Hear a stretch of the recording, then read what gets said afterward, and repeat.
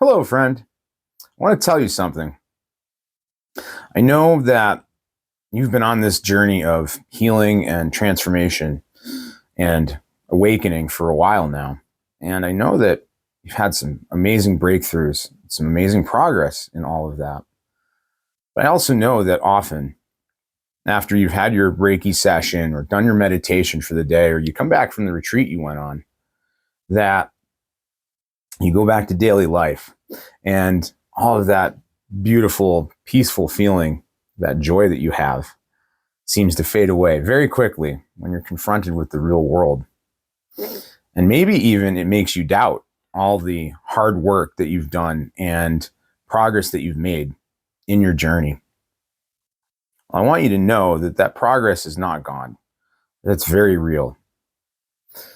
And what you're running into isn't really anything that's your fault. It's just the trap that happens in a journey of healing, of transformation. So often we get wrapped up in this, and I know I have many times throughout my life. And we wonder, like, am I meant to just sort of abandon the real world? I have a job. Maybe you don't hate your job. Maybe you do. You have family and kids and things you care about, attachments in this material world. And then you go on this retreat or you do your meditation. You start following gurus like me. And we will tell you things like, well, you need to let go of these attachments. You have to get away from concerning yourself with the material world and all this fun stuff. And that's very freeing. But what it really does is just create these like big peak experiences in your life, especially if you're going on these like 3-day retreats, or you're doing a big like shamanic journey, or even some sort of guided psychedelic experience. These things are these sort of big highs.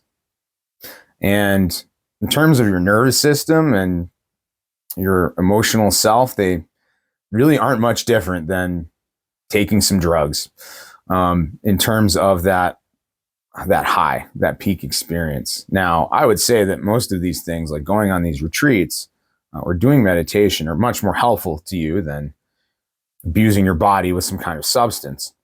And in the long run, they are an important part of your healing journey. So don't think that you've wasted your time and money. But what you're struggling with is to live amongst both worlds. And that's what real transformation is. It's your ability to live with one foot firmly planted in both the spiritual realm and in the material realm. Because these things aren't really separate from each other. It is our experience of them that makes them feel separate. So I want you to know that if you're feeling down about your journey, you're feeling stuck, you're having trouble with this, don't despair, because you are definitely exactly where you're supposed to be. And this is just one of the roadblocks. I don't even want to say roadblock. It's one of the speed bumps along this journey. So you're actually doing a lot better than maybe you feel like you're doing. And a big part of this that helps is the ability to integrate these things. I know that sounds very nebulous, but it's about finding where you are doing the best and pulling that into the other parts of you. It's about having a roadmap that helps you see exactly what parts of yourself are still struggling or kind of not catching up with the new identity that you're growing into and becoming. It's the ability to go from, again, having this experience to really being it. And that's really tough to navigate, especially if you don't have a lot of support on your own. So a really powerful tool for me, something that has helped me so much with this, is reading tarot, and reading tarot for myself. It's a practice that I came back to when I hit some of the most difficult times of my life. And so I learned to read tarot as a young man. I got away from it in my young adulthood and through my 30s even. because I just thought, well, this is just a fun and fanciful thing.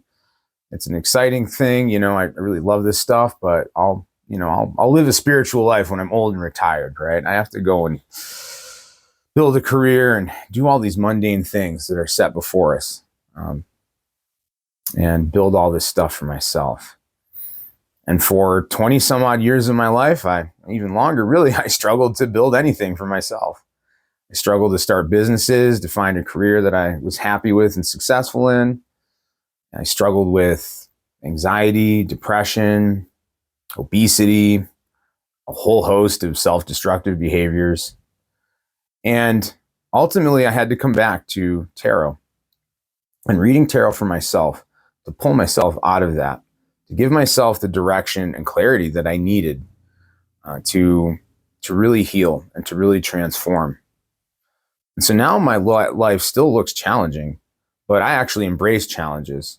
For most of my life, even from childhood, I never wanted to challenge myself at all. And it is just necessary. It is necessary to do things that are sometimes uncomfortable to achieve your greatness, to achieve great things, the things that you are meant to do, the things that will bring you the abundance and prosperity and joy and peace in your life. We have to take action at some point. And that's what this word alignment that we throw about is really about. But tarot brought me back to that. And it's powerful because it really gives us an honest and complete map of ourselves, of every part of ourselves, from our physical bodies to our soul.